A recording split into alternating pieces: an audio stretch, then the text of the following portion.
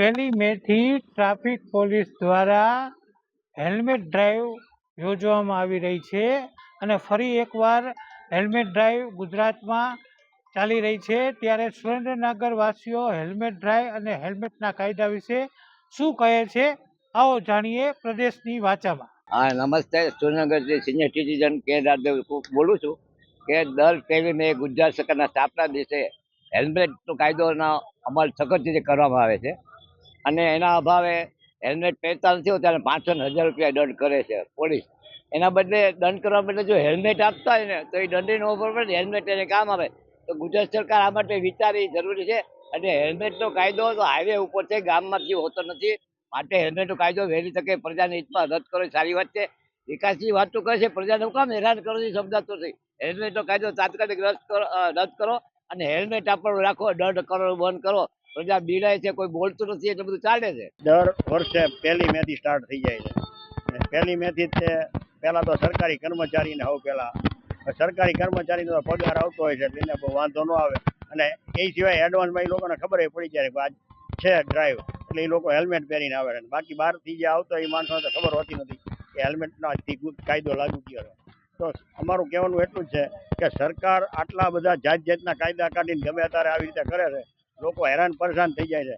Helmet અત્યારે ઉનાળાના સમયમાં એક તો 43.5 ડિગ્રી ગરમી હોય, એમાં હેલ્મેટ માથે રાખે તો આજુબાજુનું દેખવાની બદલીમાં માણસ ચક્કર ખીને પડી જાય છે. માણસ મરી જાય તો એ વખતે એમ કહે છે કે હાલો 5 કરોડ રૂપિયા રોકડા.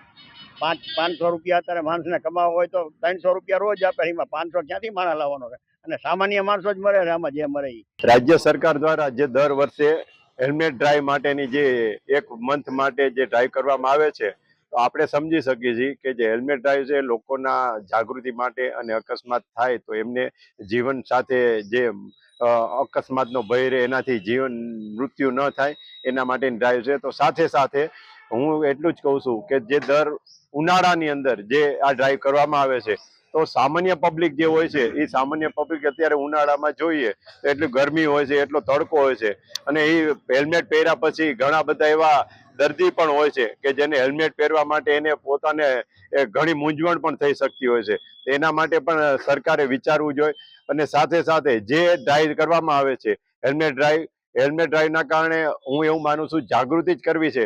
તો જે દર વર્ષે આજે જાગૃતિ કરવામાં આવે એમાં મારા મત મુજબ રાજકીય આગેવાન, સામાજિક આગેવાનો, જ્યારે જે કાયદો છે કાયદાનો અમલ રાજકીય આગેવાન અને સામાજિક આગેવાનથી જે ડિસિપ્લિનથી જીવન જીવવામાં આવશે તો એમની પબ્લિક જે નાની સામાન્ય પબ્લિક છે એને ડિસિપ્લિનથી કેમ જીવવું એના માટે એમને આઈડિયા રહેશે.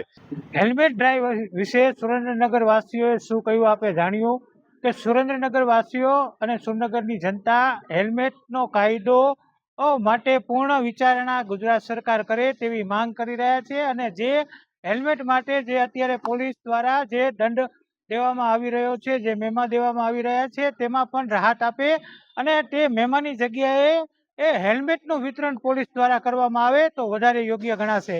જિગ્નેશ પંડ્યા, પ્રદેશ 24, સુરેન્દ્રનગર.